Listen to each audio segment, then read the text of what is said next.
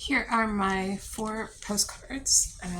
All the black is very dark and dense, which makes me very happy. The contrast between the backgrounds and the black, the backgrounds really pop. I really like it. I test drove some embellishments for the hats. I did a little rose in red that would go on this one. And I did some dots that would go on this one, I think.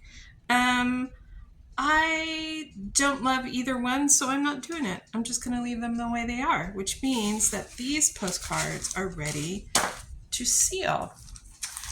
Sealing is always the last thing you should do for any piece, but particularly for postcards, which are going to travel through the mail and get manhandled and banged up and all sorts of stuff.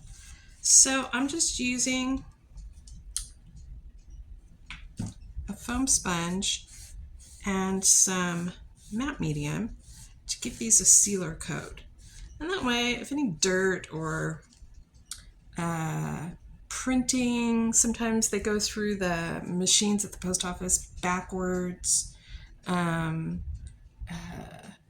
If that happens, this will protect the finished postcard. The person on the other end could probably just wipe it with a damp cloth and it will be fine. Or they could leave it alone because some people like their mail art to look like it has gone through the mail. The matte medium is picking up a little bit of the black, so I'm just like checking the edges to make sure that I'm not dragging black over her face, and that's that.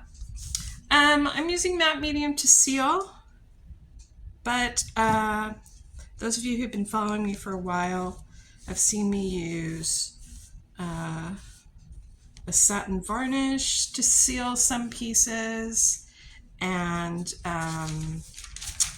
Dorland's wax to seal some pieces. Mostly I wax canvases and like altered book pages or art journal pages where acrylic is gonna press up against acrylic to keep the acrylics from sticking, because where I live it's hot and humid, and that causes the acrylics to fuse together in a way that is impossible to unfuse.